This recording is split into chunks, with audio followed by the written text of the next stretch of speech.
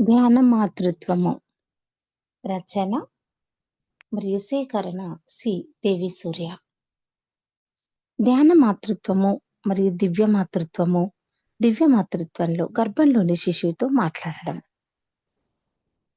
నువ్వు ఎంతో అద్భుతమైన బిడ్డవిండి అని చెబుతూ ఉండాలి. వారి పట్ల పూర్తి ఇరుకను, ప్రేమను, ప్రాముఖ్యాన్ని ప్రదర్శించాలి.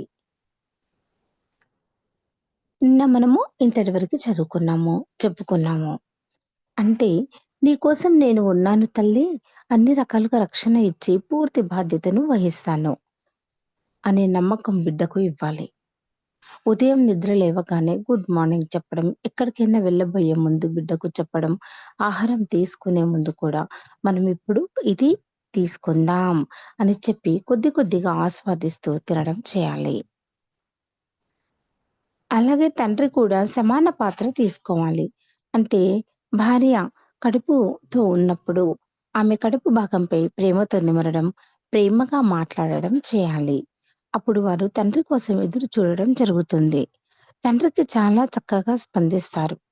భార్య గర్భవతిగా ఉన్న సమయంలో భర్త ఆమె దగ్గరే ఉండి చక్కటి సహకారం అందిస్తూ ఉండాలి. అంటే ఏం అవసరము, ఏంటి, ఏం కావాలి అనేది చూసుకుంటూ ఉండాలి భర్త. ఇద్దరు కలిసి రోజు కొంత సమయం ధ్యానం చేయాలి. అప్పుడు బిడ్డ నుండి వచ్చే సంకేతాలు చక్కగా అర్థమవుతాయి. బిడ్డకు ఎప్పుడూ ఉత్తేజకరమైన, సంతోషకరమైన, ఆధ్యాత్మికపరమైన మాటలు చెబుతూ ఉండాలి. మరి బిడ్డను మంచి వ్యక్తిత్వం ఉన్నవాడిగా చేయడానికి శ్రద్ధ చూపాలి.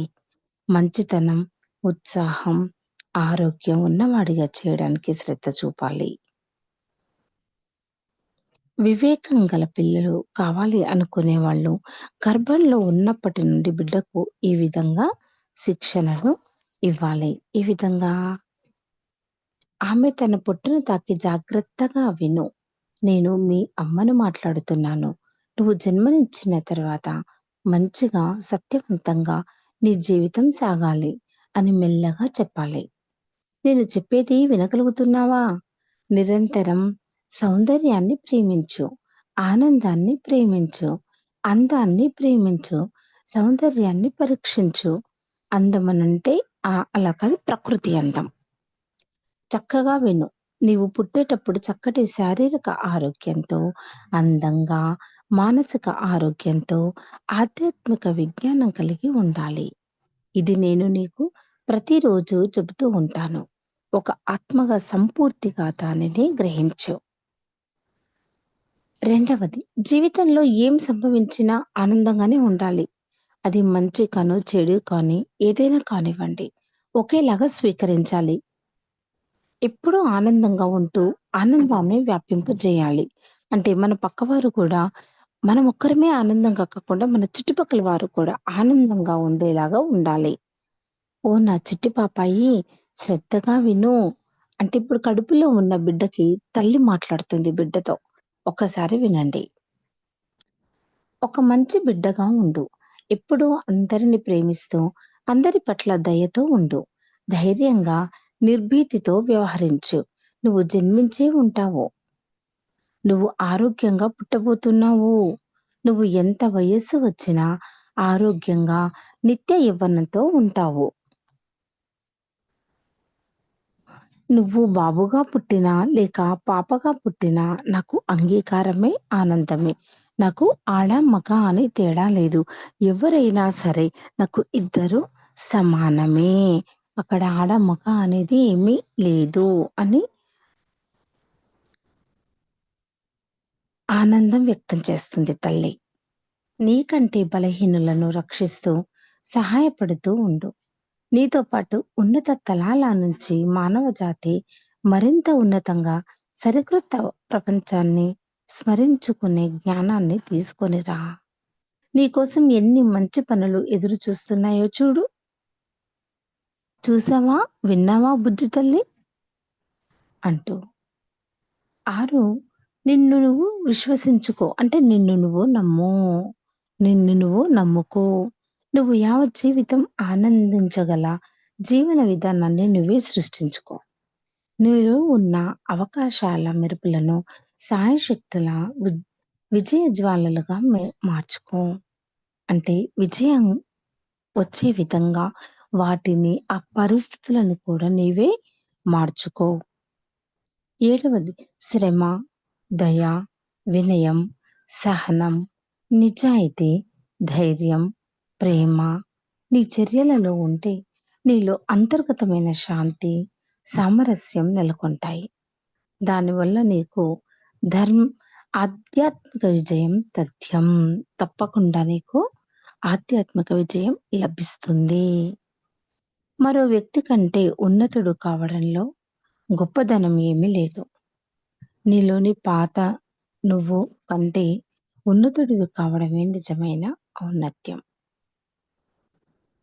ఎప్పుడు పాతగా అంటే ఎవరినో చూసి నేనిలా అవ్వాలి అనుకోవడం కాదు. నిన్ను నువ్వుగానే గుర్తించుకో. నిన్ను నువ్వుగానే ఉన్నతుడివి కావడానికి నిజమైన ఔన్నత్యాన్ని చూసుకో. తొమ్మిదవది తల్లి ఎక్కువగా యోగుల ప్రసంగాలు వింటూ ఉండాలి. మీతో పాటు బిడ్డ కూడా ఆ జ్ఞానాన్ని పొందుతూ ఉంటాడు. ఈ విధంగా బిడ్డకు నిరంతరం ఉత్తేజకరమైన, ఆనందకరమైన, శక్తివంతమైన ఆధ్యాత్మిక వాక్యాలు చెబుతూ ఉండాలి. అవి బిడ్డపై ఎంత చక్కని ప్రభావాన్ని చూపుతాయంటే, అంత చక్కటి ప్రభావాన్ని చూపుతాయి. బిడ్డకు మీరు అందించే సరైన జ్ఞానం, సత్యం అనేవి అన్నిటికంటే గొప్ప సంపదలు. ఈ లోకంలో ఏ ఇతర సంపదలు ఇవ్వలేని ప్రశాంతత, ఆనందం, భాగ్యం ఈ సంపద ద్వారా బిడ్డ సృష్టించుకుంటాడు. అంటే బిడ్డకి డబ్బు, హోదా సంపాదించి పెట్టడం కాదు. పుట్టకముందే అన్నీ సంపాదించి పెట్టాము. ఇంక వాడు చేసుకునేదేముంది హాయిగా పుట్టిన తర్వాత ఎంజాయ్ చేయడమే, సంతోషించడమే అని కాదు. పుట్టిన తర్వాత ఏం చేయాలి? తన కాళ్ళ మీద తను ఎలా నిలబడాలి? ఎలా ఉండాలి అనేది ప్రతి ఒక్కటి తల్లిదండ్రులు ఆలోచించాలి. అంతేగాని తాతలు అందరూ సంపాదించిన ఆస్తి ఉంది గదా! అనుభవిస్తాడు. అతనేం పని చేయాల్సిన అవసరం లేదు అని మాత్రమలా ఆలోచించకూడదు. పూర్తి స్థాయిలో తల్లిగా పరివర్తన చెందడం.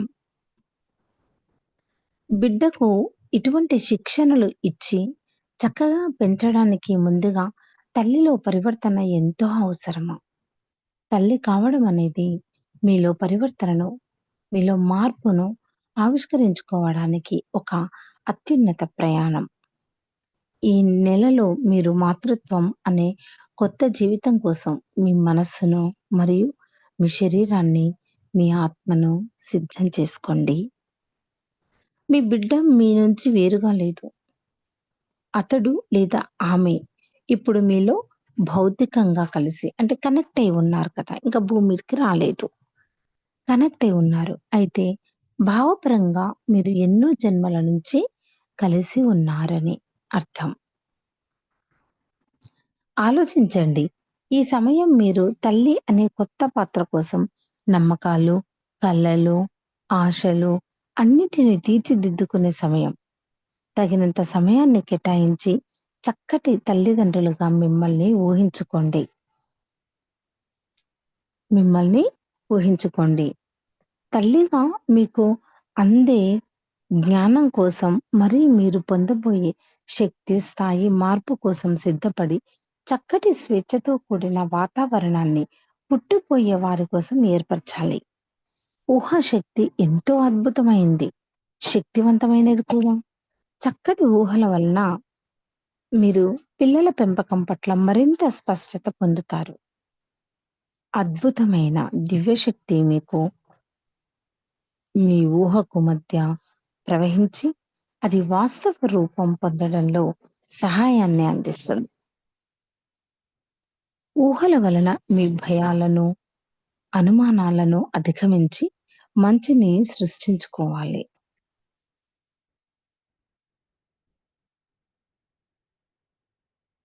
క్రింది విధంగా మీకు చెప్పుకోండి, భావించండి. అంటే కడుపులో ఉన్నప్పుడు తల్లి ఈ విధంగా అనుకోవాలి. ఈ విధంగా తల్లిగా నేను నా ఉత్తమమైన, అత్యధికమైన సామర్థ్యాన్ని చేరుకోగలను. నేను నా ఆత్మతత్వాన్ని, స్వీయ ధర్మాన్ని కోల్పోకుండా కరుణ మరి జాగరూకత కలిగి ఉంటాను. నా ఆత్మతత్వాన్ని, స్వీయ ధర్మాన్ని అంటే నేను చేసేటటువంటి పనులో నా ధర్మం ఏంటి అనేది నేను కోల్పోకుండా కరుణతో నేను నీ పైన జాగ్రత్తని కలిగి ఉంటాను. నేను నా బిడ్డను ఎటువంటి ఒత్తిడి మరి నియంత్రణకు గురి చేయకుండా ప్రేమించడము, ఇంకా సహాయ సహకారం అందించడం ద్వారా బిడ్డ జీవితాన్ని నేను తీర్చిదిద్దగలను. నేను నా భయాలు ధైర్యంగా మరి పరిమితులు అపరిమితంగా అన్నింటిని అధిగమించి నాలో జరిగే అద్భుతానికి సహకరించి ఆ మహా అద్భుతాన్ని అనుభూతి చెందుతాను. నా బిడ్డను పరిపూర్ణమైన షరతులు లేని ప్రేమతో వృద్ధి చేస్తాను. నా ఆత్మ పూర్తిగా ప్రేమతత్వంతో నిండిపోయింది. నా బిడ్డ శరీరం పరిణతి చెందే సమయానికి నేను పూర్తిగా తల్లిగా పరిణతి చెందుతాను. నాలో ఎదుగుతున్న అద్భుతం పట్ల పూర్తి ఎరుకతో ఉండి అన్నింటినీ చేస్తాను. సాధ్యమైనంత వరకు నా బిడ్డకు కావాల్సినయన్నీ నేను సమకూర్చుకుంటాను. నేను తనని ఎలాంటి బాధను పెట్టను అని తల్లి తన బయటికి రావడానికి ముందే తన కడుపు మీద నిమురుకుంటూ తల్లి, తండ్రి చెప్పుకోవాలి, అనుకోవాలి.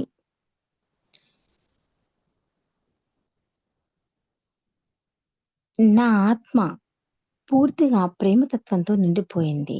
అంటే నా బిడ్డ ప్రేమతో నిండిపోయాను నేను. కాబట్టి నా బిడ్డకి ఎలాంటి ఆపద రాకుండా నేను చూసుకుంటాను. నా బిడ్డ శరీరం మరియు పక్వత చెందే సమయానికి నేను పూర్తిగా తల్లిగా పక్వత చెందుతాను. అంటే చూడండి, ఇప్పుడు పిల్లలు పెద్దవాళ్ళు అయితూ ఉంటే మొదటిసారి బిడ్డ పుట్టిందనుకోండి, వాళ్ళకి ఎలా పెంచాలో తెలియదు కదా! కానీ ఇక్కడ అవన్నీ నేను ముందే నేర్చుకుంటాను. నా బిడ్డకి ఎలాంటి బాధ రాకుండా, ఎలాంటి ఇబ్బంది రాకుండా నేను చూసుకుంటాను. మరియు నాలో ఎదుగుతున్న అద్భుతం పట్ల నేను మారుతూ ఉంటాను కదా! నేను రకంగా మారిపోతూ నా బిడ్డను బాగా చూసుకోవడం, దాని పట్ల పూర్తిగా నేను తెలుసుకొని ఉండి అన్నింటిని చేస్తాను. నేను మాతృత్వాన్ని నాకు లభించిన వరంగా స్వీకరించి ఎన్నో విషయాలను నేర్చుకుంటాను. తల్లిగా మీరు ఎంత చక్కగా తెలుసుకొని, జ్ఞానం పొందుతూ, ఊహించుకుంటూ, భావన చెందుతూ ఉంటారో, అంతగా మాతృత్వపు శృతిలో మీరు ఉంటారు.